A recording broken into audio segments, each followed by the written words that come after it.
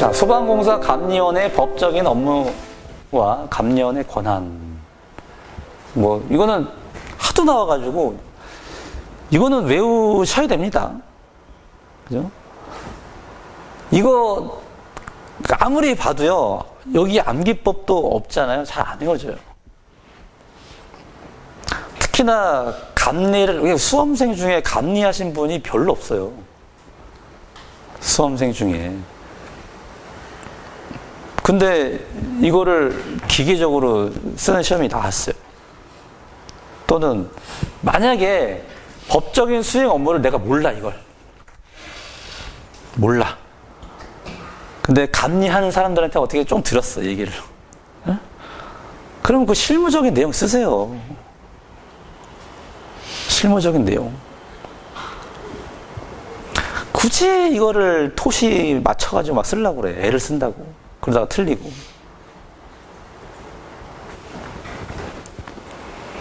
권한은 뭐냐? 그러니까 감리자는 발주자의 이제 권한 대행을 하는 겁니다. 그러니까 발주자가 뭐야? 내가 이 건물을 잘 짓는지 못 짓는지 잘 모르니까 감리를 대행하는 거예요. 야, 내가 잘 모르니까 돈 줄 테니까 와서 좀 봐줘. 이런 느낌이죠. 그리고 밑에 있는 내용은 어떤 이론적인 내용이고, 만약에 내가 이걸 알았다. 그럼 키워드로 뽑는 거예요. 뽑고 그냥 내용을 알아서 지으세요. 그냥 밑에 내용은 왜 권한대행을 느낌 알았잖아. 그럼 권한대행이 뭐야? 잘하고 있는지 못하고 있는지 관리감독 하는 거잖아요. 관리감독. 잘 못하면 어떻게 해? 뭐 그렇다고 뭐 똑바로 해 이런 건 아니고 법적인 근거를 대면서 법이 이러니 이렇게 하십시오. 이거 굳이 몰라도 이거 쓰지 말라는 얘기입니다. 이렇게. 그러니까 내가 상식적으로 알고 있는 내용 쓰면 돼. 그 대신 단 조건이 뭐냐? 키워드는 나와야 돼. 이 키워드 나오잖아요. 밑에 내용 좀 틀려도 점수 다 줘요. 근데 만약에 키워드 안 쓰고 동그라미 1번부터 막 썼다. 그러면 좋은 점수는 못 받습니다. 그러니까 답안 쓰는 요령이요. 내가 밑에 있는 내용을 안 외울 정도로, 안 외워도 되는 어떤 답안의 형태를 만들어야 돼. 외우지 않고도 좋은 점수를 받을 수 있는 답안. 참 아이러니하죠. 그냥 내가 알고 있는 상식선에서 쓰는데, 그러니까 한번 생각해 보세요. 내가 외웠던 답안의 점수와 내가 그냥 알고 있었던 상식적인 답안을 썼을 때 결과가 그냥 내가 그냥 대충 써서 한 게 좋은 점수 나올 때가 있어요. 근데 그건 대충 쓴 게 아니라 내가 그동안 공부했던 소방의 언어로 쓴 거예요. 소방의 언어로. 나의 소방의 언어로. 그러니까 어때? 논리가 들어가요, 거기에는. 근데 내가 외웠던 거, 설치 기준, 이런 문제가 나오면 어떻게 돼? 외워서 막 어거지로 쓰려고 한다고, 막 집어넣으려고 한다고. 답안지에다가. 그러면 위아래 내용이 안 맞아. 연결도 안 되고, 맥이 끊기고. 논리가 없는 거죠. 그래서 암기하지 말라라는 이 말의 뜻을 잘 아셔야 돼요. 저 밑에 내용 몰라요, 이거. 응? 모른다고. 근데 설계 도서 검토하고, 위에 요 내용 있죠, 요거. 소방시설 등 설계 도서를 검토해서 현장 시공, 그러니까 시공상세 도면과 일치하는지, 시공이 시공상세 도면과 일치하는지 확인해서 일치하지 않으면 어떻게 해? 그냥 지적이라기 좀 하긴 그렇고, 공사업자한테 얘기해서 이대로 해라. 법적 근거 제시하고. 이런 내용을 좀 조합해가지고 쓰면 돼요. 이런 내용을 조합해서. 그러면 어때요? 내용이 이거랑 연결이 되거든요. 그러지 않겠어요? 근데 이제 만약에 기출문제 풀이를 이렇게 하잖아요. 나중에 사람들이 공부할 때 이거 외워요, 이제. 밑에 거. 이거 외우려고 그래. 이거 왜 외워, 이거를. 이거는 그냥 어떤 답안의 형태를 갖추기 위해서 쓴 거고, 이거 외우지 말라고요. 위에 거를 조합을 해서 밑에 쓰라고. 위에 거 조합해서. 그러면 어때요? 흐름이 더 깔끔하거든요.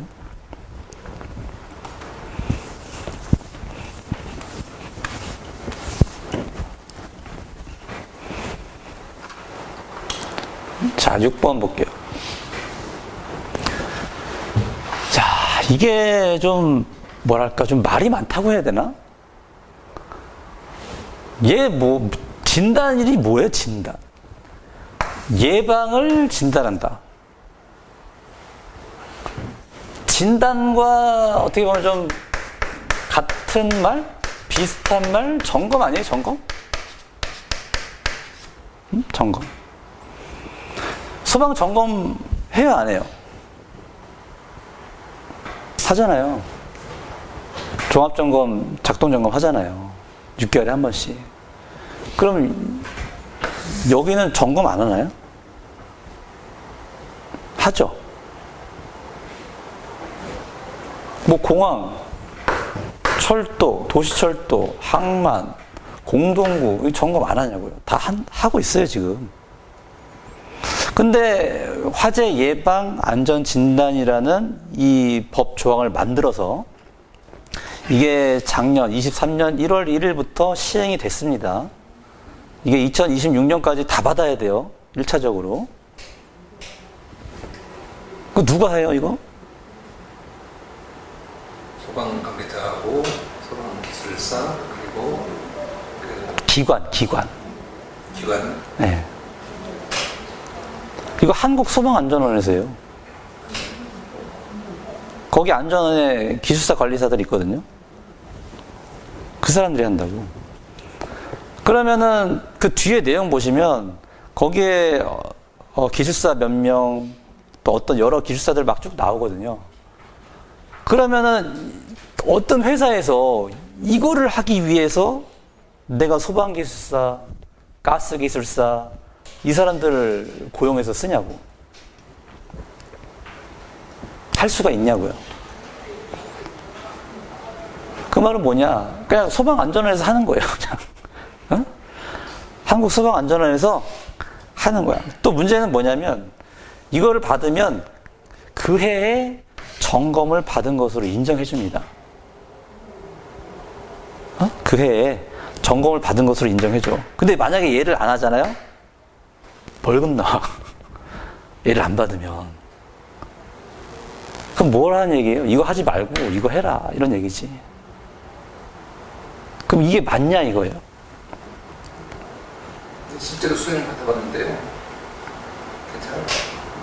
아니, 그러니까 이제 법 취지가, 물론 얘보다 어떻게 보면 더 꼼꼼하게 하려고 하기도 하고, 이제 한단 말이에요.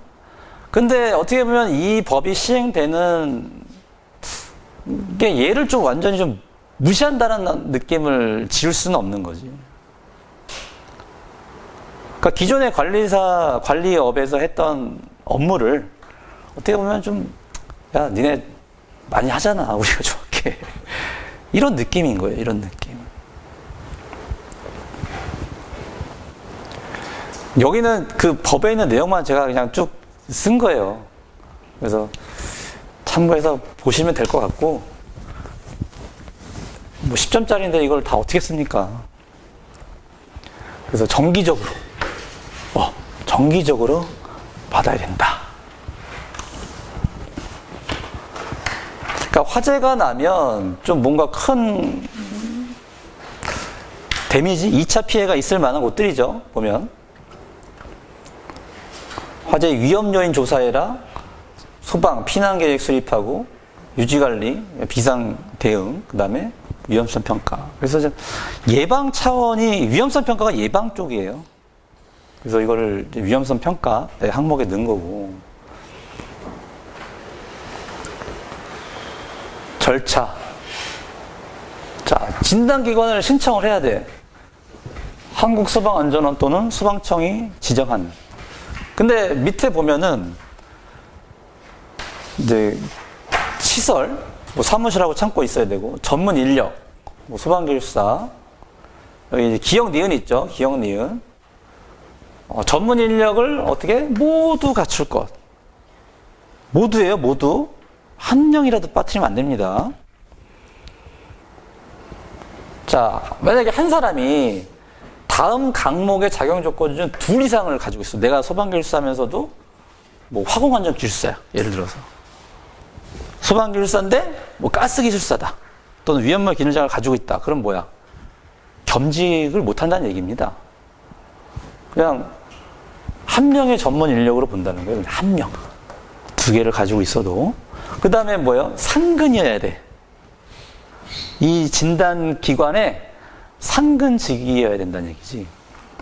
그럼 생각해 보세요. 이게 소방기술사 한 명, 관리사, 그 다음에 여기 기술사 중에 한 명, 그 다음에 또 얘 각 분야별로 또 있어야 돼요. 그러니까 이 진단을 하기 위해서 어느 누가 이 사람들을 다 고용을 하고 채용할 수 있냐 얘기예요.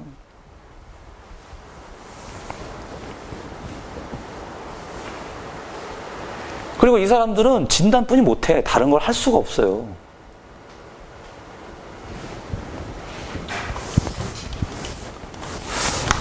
하여튼 그렇습니다. 이거는 이제 참고하라고 이제 다 넣어놓은 거예요. 시간 많으신 분들은 외우시고요. 나와도 이거 이거 쓰면은 20분 걸리겠는데. 다 외우지도 못하겠죠. 자, 이제 방염제.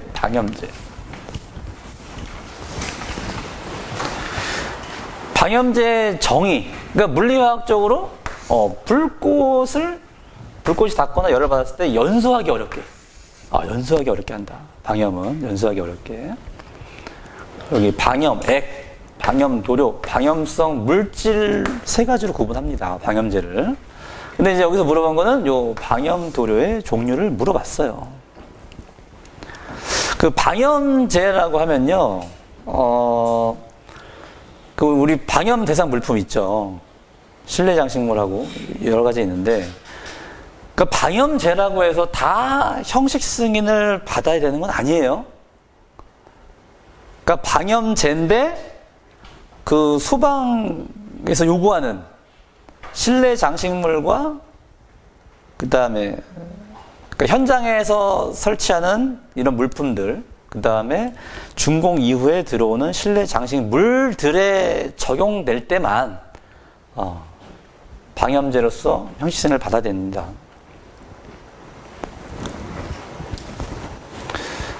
그래서 그냥 이 종류를 이걸 어떻게 외워서 쓸까 이걸. 이거는 아무도 못 썼을 것 같아. 이거 쓴 사람은 이 문제가 유출된 거야. 이거 쓴 사람은 이 문제가 유출된 거예요. 제가 볼 때. 그러지 않을까요? 그 방염도료의 역할이 아까 연소가 어렵게 한다고 했잖아요. 그럼 아까 흡분원연배에서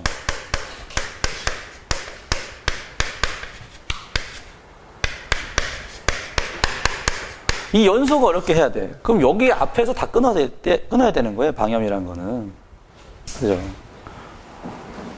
그러니까 만약에 내가 방염제 종류를, 그러니까 방염 도료의 종류를 잘 모르겠다. 이거, 그래도 얘네들은 좀 알 수 있지 않을까요? 니스, 라카. 니스가 나는 방염 도료인지 난 처음 알았네. 니스는 파는 걸로 알고 전체. 그 방염 도료 종류에 있어요. 니스가. 라카도 있어, 거기에. 그러니까 여기에 방염 성능을 가진 거래요. 여기에. 그 다음에 일반 도료보다 건조가 빠른 거. 이런 거라고 하더라고요. 그래서 모르겠습니다. 이거를 이제 뭐 종류를 쓰라고 하니까 쓰긴 해야 되는데 과연 쓸 수 있을까 싶기도 하고. 구라치면 써지긴 합니다.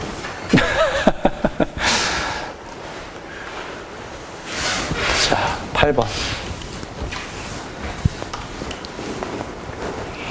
파이어휠.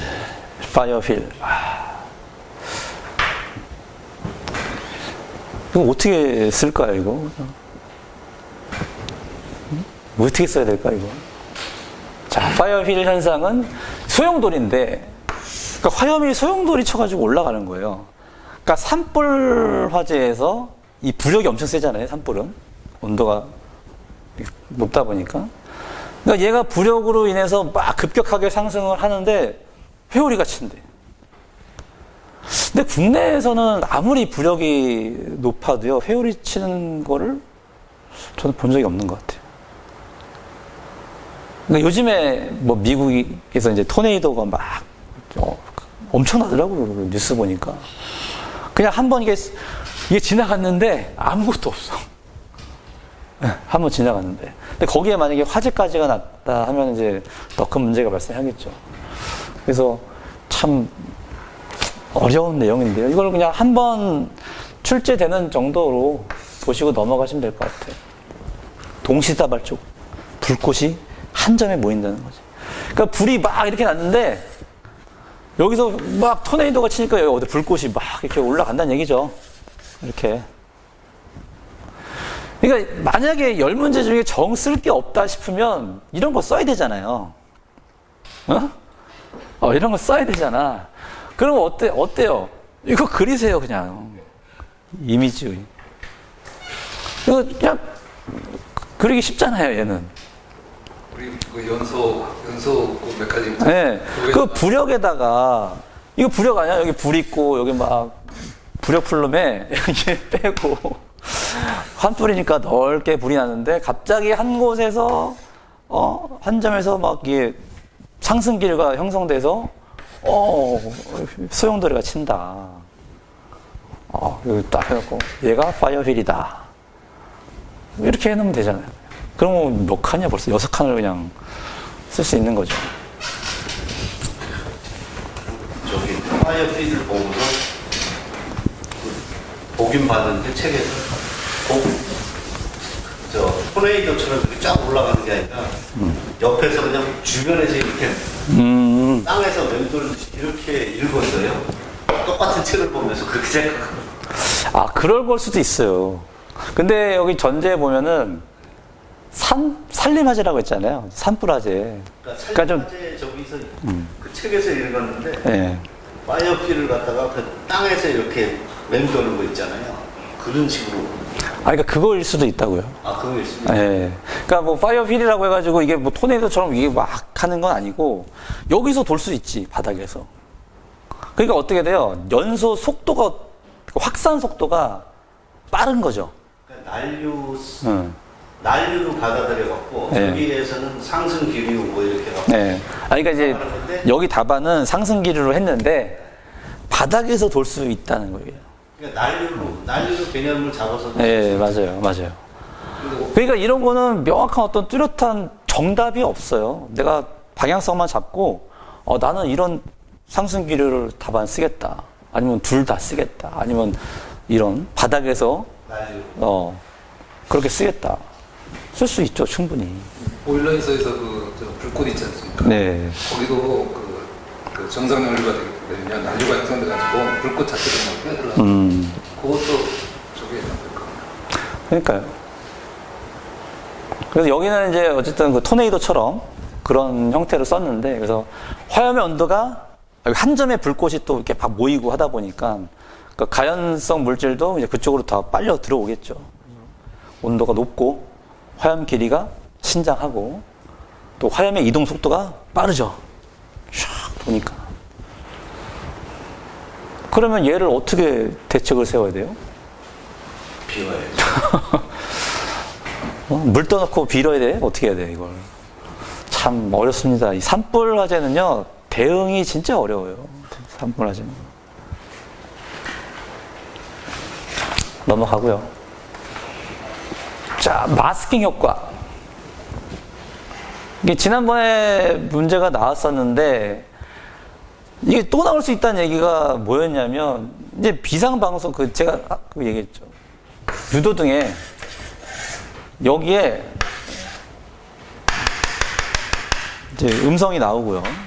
여기에 시각 정보가 달려 있어요. 여기는 유도등, 이렇게 사람이 이게 탁 이런 표시가 있고, 그게 음성 전멸 유도등이라는 거지. 음성 전멸 유도등. 그러면은 이게 각 거실은 아니고 대부분 어디다냐면 계단실이죠. 계단실. 계단실 문 출입문 위에다가 달거든요. 그러면 복도 같은데 우리 경종 있죠? 여기 옥내수화전 함 있으면 여기에 경종 있잖아요. 그러면 얘 울리지. 비상방송 나오지. 얘 울리거든요. 그러면 복도에 있잖아요. 정신이 하나도 없어. 무슨 얘기인지 뭐 잘 들리지도 않아. 그러니까 이 소리가요 엄청나게 커요. 이거. 유도등에 있는 음성전멸 유도등 이 소리가. 그러니까 얘 하나만 있으면 다 없어도 될 것 같아. 얘 하나만 있으면 그 정도로 커 소리가. 그래서 막 복도에 쩌렁쩌렁 울려요. 쩌렁쩌렁. 그러니까 마스킹 효과는 뭐냐면 이 큰 소리로 인해서 작은 소리가 안 들리는 거죠. 그러니까 우리 가청 범위가 어떻게 돼요? 이렇게 인간의 가청 범위가 작게는 2Hz에서 2만 Hz까지라고 합니다. 아주 작은 2Hz에서부터 2만 Hz. 그 안에서 음압 레벨이 낮은 구간이 있어요. 요런 구간. 그러니까 음압 레벨이 낮지만 그래도 들려. 이 주파수 범위대에 음이 들어오면. 그 범위를 벗어나면 이제 음악 레벨도 높아야 됩니다. 그래야 들려요. 근데 어쨌든 이 범위 안에 들어오는 소리들이 막 짬뽕 낸 거야, 그냥. 막 두세 개가. 그래서 내가 정작 들어야 되는 비상방송 소리가 안 들리는 거지. 그러니까 비상방송 설비라고 했죠. 경종이 아니야. 그러니까 비상방송 설비의 마스킹 효과라고 했단 말이에요. 그 비상방송 설비에는 안내 멘트가 나온단 말이에요. 데이터 형식으로. 만약에 사람이 마이크를 들고 얘기를 했다. 육성으로. 이건 아날로그 타입입니다. 그 소리가 커요, 이거는. 근데 데이터 타입은 작아, 소리가.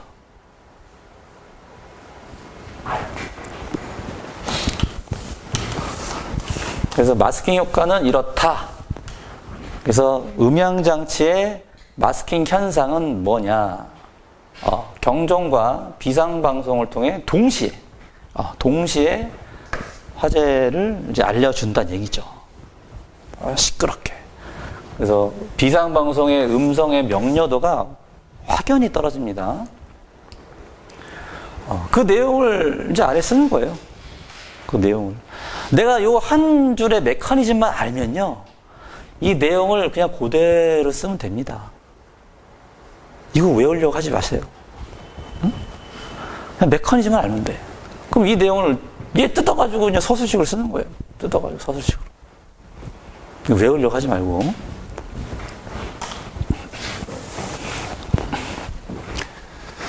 그럼 대책이 뭐예요, 대책이? 이거 어떻게 해야 돼, 이걸? 장애인 옆에 와가지고는, 야, 이거 왜 안 달았냐, 달아라, 그러고 데모하고 있고. 이거 장애인 협회에서 엄청 신경 쓰는 거예요, 이거. 그 준공 막바지에 딱 가잖아요. 그러면 이제 사람들이 와. 우리 몇 날 몇 시에 갈 겁니다. 점검하러 갈 겁니다. 장애인협회에서. 진짜로 그래요. 그래서 와가지고, 이거 왜 안 하셨어요? 그럼 소방서 가서 얘기해. 준공 내주지 마세요. 안 할 수가 없어. 이게 복불복이야. 어떤 현장은 안 와. 어떤 현장은 또 와. 그래요, 진짜로. 현실이 그래, 현실이. 이게 소방법은 아니거든요? 음성전멸이 소방법은 아니에요. 하여튼, 이런 것도 좀 현실적인 문제가 있다라는 거. 그러니까 이번에 출제된 문제가요, 실제 현장에서 문제되는 것들이 상당수 나왔어요. 실제 현장에서 문제되는 것들. 그래서 그 내용을 써주지 않으면 제 생각에는 좋은 점수는 못 받을 것 같아. 분기배관, 연결 방법. 분기배관은 두 가지가 있죠. 확관형, 비확관형. 확관형은 배관이 현재 이렇게 있는데요. 여기 구멍을 이렇게 뚫습니다. 구멍을 뚫어가지고 인발이라고 하죠. 인발. 안에 이렇게 생긴 게 있어. 얘를 이렇게 잡아 뽑아. 이렇게 팍 하고. 그러면 어떻게 돼? 여기가 이렇게 샥 하고 올라갑니다. 이렇게. 이런 식으로 구멍이 하나 생겨요. 그러니까 작은 구멍을 하나 이렇게 뚫어가지고 인발을 해버려. 그래 인발을 딱 하면은 이제 약간 큰 구멍이 생기는 거죠. 여기다가 이제 배관을 연결하는 거다. 옛날에는 여기다 이게 만약에 교차 배관이다. 가지 배관 이제 분기를 하려면 여기다 다 뭐 썼어요? T 썼어. T 이렇게 이런 식으로 돼가지고 T를 썼어요. 그래서 요 용접 다 했거든요. 근데 요즘에는 이게 없어졌지. 그냥 공장에서 교차 배관 쫙 있잖아요. 구멍을 뻥 뚫어서 이제 확관형으로 하든 비확관형으로 하든 다 이렇게 툭 튀어 올라오게 만들어서 다 납품이 돼요, 현장에. 그래서 여기만 뭐 용접을 하든가 이렇게 하고 있죠. 그게 참 모순점도 많아요. 근데 이게 단점은 뭐냐면 현장에서 가공이 불가능해.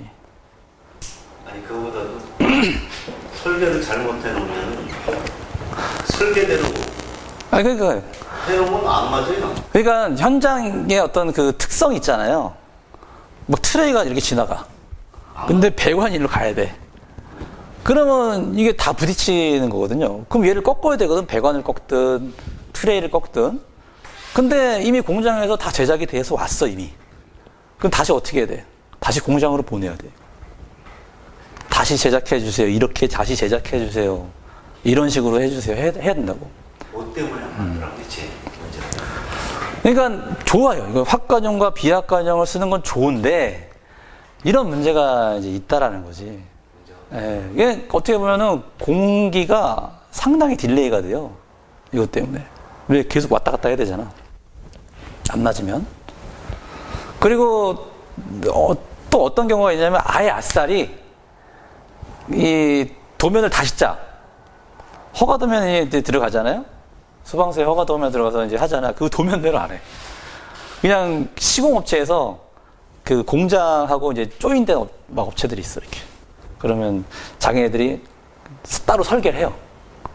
배관 레이아웃을 다 그 현장에 맞게끔 설계한다고.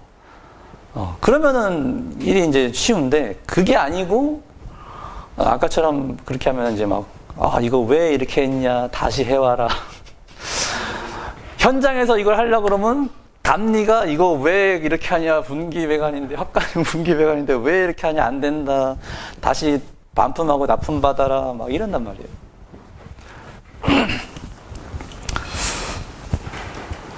그래서 좋은 제도긴 한데 하여튼 그런 좀 문제가 있고. 자, 분기배관 연결 방법은 자, 관축을 중심으로 분기해야 된다. 그러니까 관 연결을 어떻게 하죠? 관을 어떻게 만들죠? 인발을 하거나 그냥 이음이 없이 쭉 뽑아서 하거나 철판을 이렇게 오그려서 여기다가 용접을 한단 말이에요. 그래서 배관을 만드는 거예요. 그럼 만약에 이음매 없는 관이 아니고 이음매 있는 관, 얘가 이음매 있는 관입니다. 이음매 있는 관을 만들었는데 얘를 구멍을 뚫어야 돼. 근데 이음매 있는 부분에다가 구멍을 뚫었네? 그럼 어떻게 되는 거예요? 이제 약해지는 거지, 배관이. 그죠? 그러니까 얘는 관축 중심이면은 이건 뭐 기계가 뚫는 거니까 관축 중심으로 다 뚫어요. 기계가 세팅해 놓으면. 일단 분기 간격을 유지해야 된다. 분기 간격. 그러니까 이거지. 배관이 이렇게 있는데 여기도 분기가 되고 여기도 분기가 돼야 돼요. 이제 하다 보니까 막 레이아웃이 되다 보니까 그럼 여기 거리가 너무 가까우면 또 안 되잖아요. 그죠? 이런 거 얘기하는 거고. 그다음 분기 배관의 용접 이음. 각 코에 따라서 해야 된다. 뭐 언더컷, 오버랩 이거는 이제 용접에 대한 결함인데요. 야, 이건 안 써도 될 것 같아. 그 다음에 용접 비드. 비드는 여기 용접을 하게 되면 요렇게 막, 요런 거 있죠? 요런 거. 균일해야 되고. 근데 요즘에 이것도 확관, 이거 배관할 때요, 다 뭐가요? 기계가요, 다. 기계가 와가지고, 얘가 배관이, 쥐 돌아가. 여기 배관 이음새를 여기다 꽂잖아요. 구멍을 뚫고 이렇게 뚫고 배관 이음새를 이렇게 놓고 여기 용접을 하는데 얘가 여기서 이렇게 돌아간다고. 배관 이음새가 이렇게 돌아가. 그런 다음에 용접 기계가 와가지고 여기를 이렇게 용접하고 이렇게 자기가 알아서 막 해. 다 전동이에요, 전동. 자, 베벨 앤드 가공 이음. 이거는 거기에 나오는 이제 그림인데, 이게 뭐냐면, 베벨엔드가 뭐예요? 그러니까 이만큼 깎아서 여기를 날리고 하란 얘기죠, 용접을. 그러니까 배관을 이렇게 만약에 한다, 붙인다. 또는 배관끼리 붙인다. 그러면 그 맞닿는 부분에 여기를 V컷 하는 얘기입니다, V컷. 이렇게. 거기 있는 그림을 그대로 가져오다 보니까 이게 되는데, 그러니까 이렇게 배관을 말아요. 그러면 여기를 어떻게 용접을 하냐 이거지. 여기를 붙여서 여기를 용접을 쫙 해야 되는데. 그럼 이 상태로 하게 되면은 여기 겉에만 되겠죠. 안쪽에는 용접 그게 안 들어간단 말이지. 그래서 어떻게 깎으라 이렇게 깎아라. 이렇게 깎아서 얘를 이렇게 세워서 보세요. 이렇게 세우면 이 부분이 되겠죠. 여기다가 이제 용접을 막 쫙, 여기 너무 또 떴는데, 이런 식으로. 여기다가 용접을 막 하는 거예요. 이렇게. 그럼 여기 이제 슬슬 들어갑니다. 하다 보면. 여기 간격이 2.4mm 이하다. 여기가.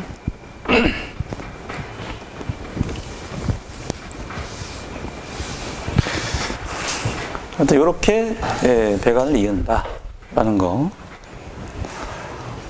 현장에서 가공이 이제 안 됩니다. 이런 거. 아까도 얘기했죠. 이거 다 뭐예요? 실무적인 문제들이에요, 지금 다. 자, 11번. 적색과 백색.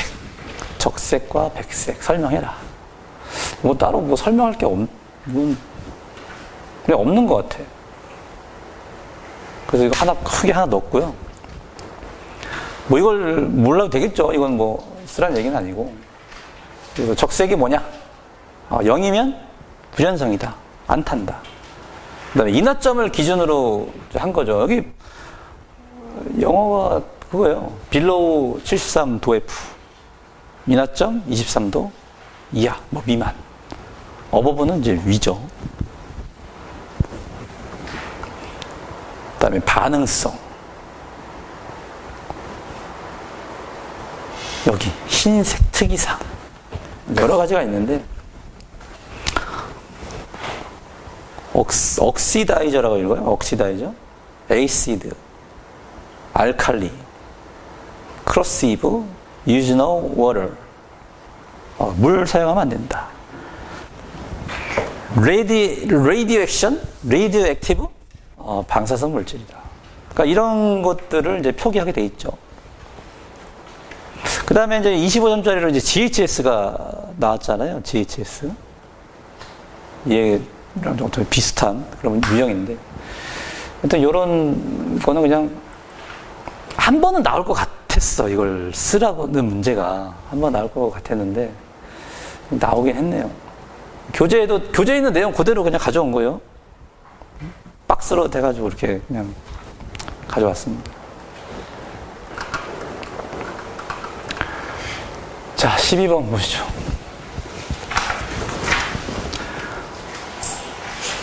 그러니까 이게 아까 화재공학 원론에 이제 나온 내용이라고 했습니다. 요 시기. 요 시기.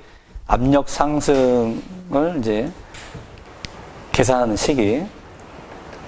그 화재가 나면 화재가 나잖아요, 거실에. 밀폐가 돼 있으면 이게 몰수 증가.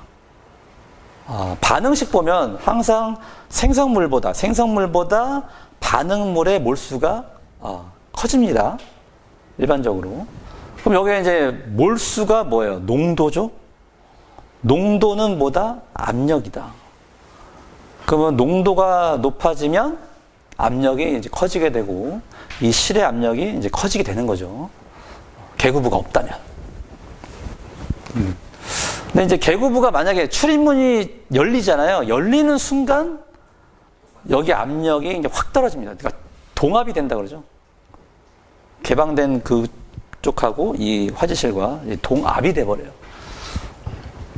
근데 여기는 이제 실에 어떤 최적이 있고 누설 면적이 나와 있고 그래서 그냥 요 식에다가 넣으면 돼요. 난 이런 문제가 좀 나오는 게 그래. 그러니까 이 식을 아냐 모르냐잖아요. 이거죠. 이거 뭐 논리가 있어? 없잖아요. 책에도 안 나왔을 것 같아요. 없어요. 어느 책에도 없을 것 같다고요. 다른 아니 이걸 쓴 사람은 알겠지. 자기가 썼으니까.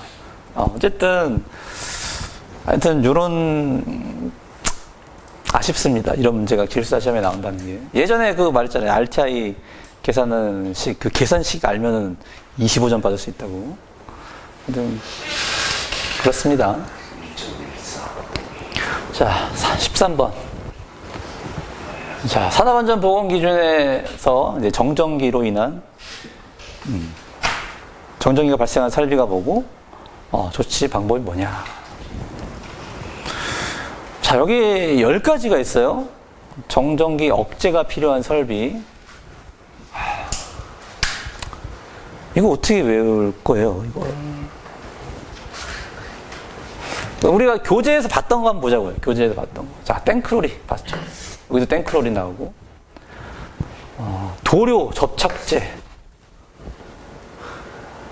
건조 설비? 위험물 건조 설비? 그 다음에 인화성 고체를 저장 취급하는. 그 다음에 뭐 드라이 클린, 염색하고 모피. 인화성 유기용제. 유압, 압축 공개, 정전기. 분무. 이를 분무하는 설비. 고압가스를 이송. 그 다음에 화약류 제조. 그 다음에 발파공에 장전된 화약류. 발파기. 그럼 이 중에 그래도 쓸 만한 거는 분무는 좀 그래도 유치할 수 있지 않을까. 그 다음에 땡크로리 이것도 쓸 수 있을 것 같고. 그 다음에 인화성 고체를 저장 취급하는 요거는 좀 어렵겠네. 인화성 고체, 액체도 아니고 인화성 고체입니다. 본진 좀. 그 다음에 인화성 유기용제. 좀 유치해서 쓰기가 참 어렵겠네요. 그죠? 그래도 아까 얘기했죠. 뭐 다 쓸 필요는 없다라는 거. 3-4가지만 써도, 3가지만 써도 됩니다. 3가지. 여기에 없는 거 만들어서 쓰셔도 돼요. 여기에 없는 거. 공기압축기.